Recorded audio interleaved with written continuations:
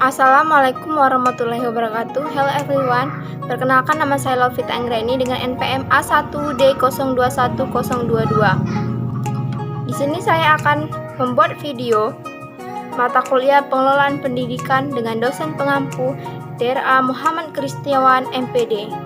Baiklah, di sini saya akan menjelaskan materi tentang latar belakang manajemen berbasis sekolah atau MBS dan konsep dasar MBS serta karakteristik MBS. Baiklah, saya akan membahas tentang latar belakang manajemen berbasis sekolah terlebih dahulu. Menurut para ahli, menurut Murkan Sutarno dan kawan-kawan, pada tahun 2014, istilah manajemen berbasis sekolah atau MBS merupakan terjemahan dari School Based Management. Pertama kali istilah ini muncul di Amerika Serikat ketika masyarakat mulai mempertanyakan relevansi pendidikan dengan tuntunan dan perkembangan masyarakat setempat. Peran masyarakat sangatlah penting dalam hubungan sekolah. Yang kedua, berdasarkan fakta di lapangan, bahwasannya penerapan manajemen berbasis sekolah atau MBS kurang berjalan secara efektif.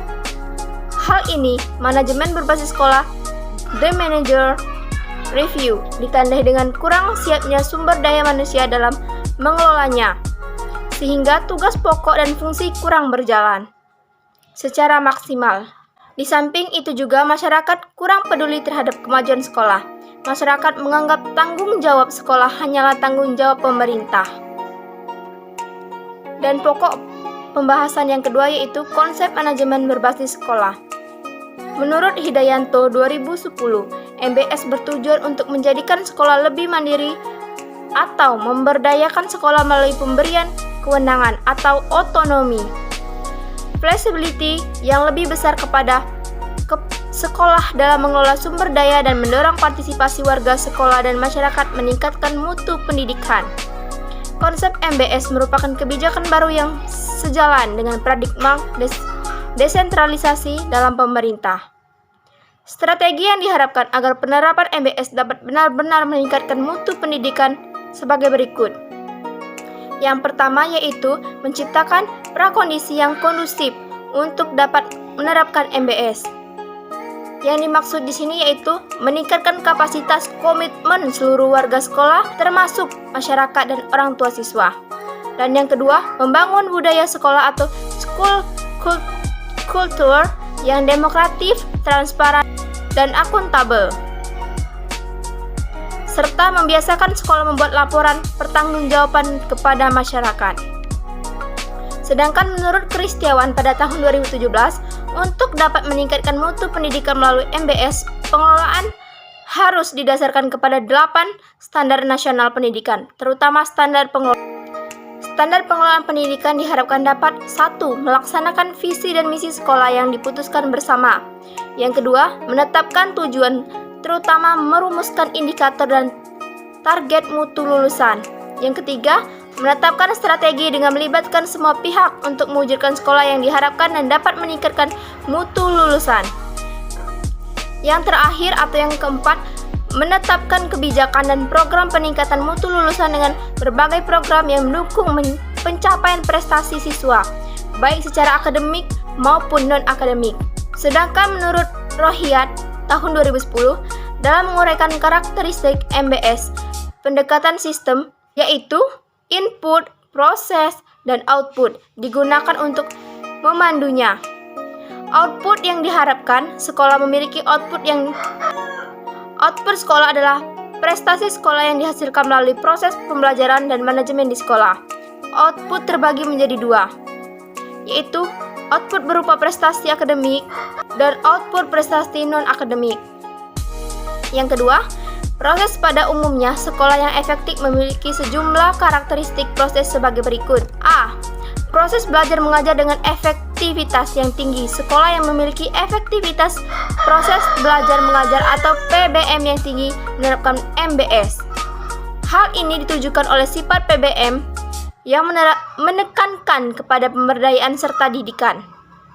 Yang kedua, kepemimpinan sekolah yang kuat. Kepala sekolah yang menerapkan MBS memiliki peran yang kuat dalam mengordinasikan, menggerakkan, dan melaksanakan semua sumber daya pendidikan yang ada. Maka dari itu, agar mampu mengambil keputusan dan inisiatif prakarsa untuk meningkatkan mutu sekolah, kepala sekolah dituntut memiliki kemampuan manajemen dan kepemimpinan yang tangguh. Yang ketiga, lingkungan sekolah yang aman dan tertib. Dengan MBS sekolah memiliki lingkungan sekolah yang aman dan tertib.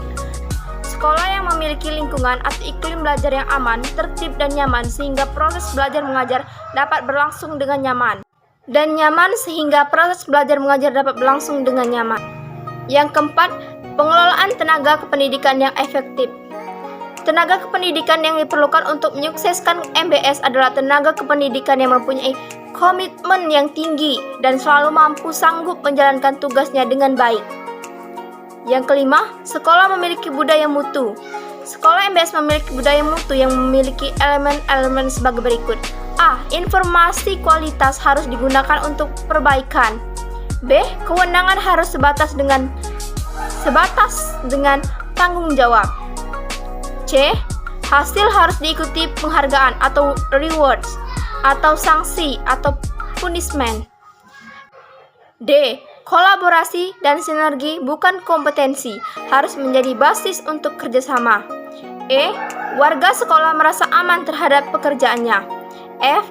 Atmosfer keadilan harus ditanamkan. G. Imbal jasa harus sepadan dengan nilai pekerjaan. Dan H atau yang terakhir, warga sekolah harus memiliki sekolah.